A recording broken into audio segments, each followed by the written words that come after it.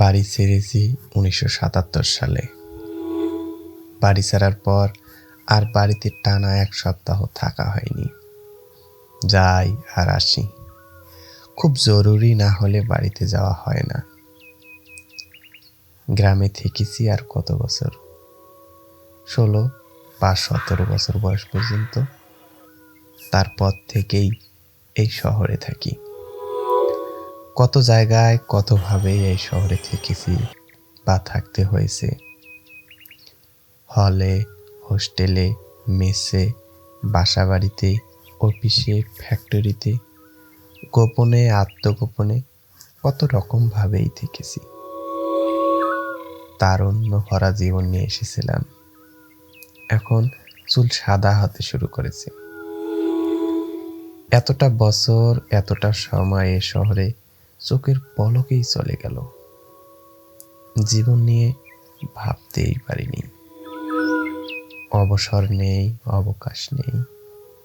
জ্ঞান, বুদ্ধি, শিক্ষা, শ্রম, সময় সব আমি এ শহরকেই দিয়ে গেছি অকাতরে। তবু এ শহর আমার আপন হয়ে ওঠেনি। আমি এ শহরের কোনো কিছুর প্রতি কোনো টান অনুভব করি না। আমার টান আছে আমার গ্রামের মাটির ভিটার টিনের চালের ঘরটার প্রতি, আমার শেকড়ের প্রতি। এখানে আমার নাড়ি পোতা আছে।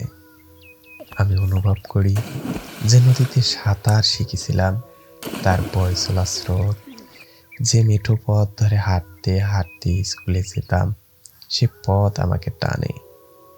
পাল তোলা নৌকা, কলা গাছের ভেলা, জাম্বুরার বল, কচু পাতার ছাতা আমাকে টানে। মাঝে মাঝে ভাবনা হয় যে বন্ধুরা গ্রামে থেকে গেল, ওরাই ভালো আছে। এ শহরে আসা আমার খুব একটা প্রয়োজন ছিল না রে। শহরের বিষণ্ণতা, হতাশা, একাকিত্ব, মানসিক যন্ত্রণা, মেকি বন্ধুত্ব, অকারণ ব্যস্ততা, অপ্রয়োজনীয় বস্তুর অবাধ ব্যবহার আমাকে পীড়া দেয়। এ শহরকে যা দিয়েছি তা আমার জন্মস্থান গ্রামের পাওনা ছিল।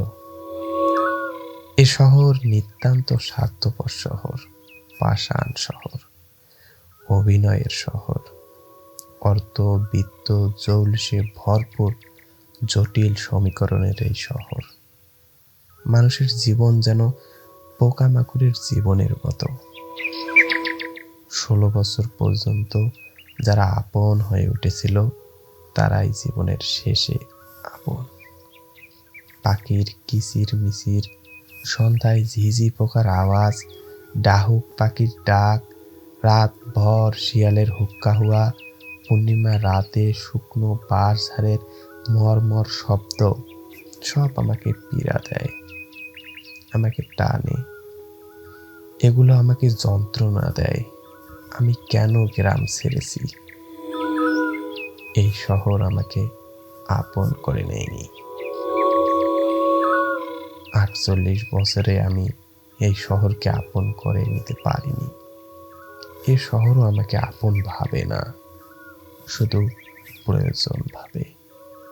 হ্যাঁ, এটাই জীবন।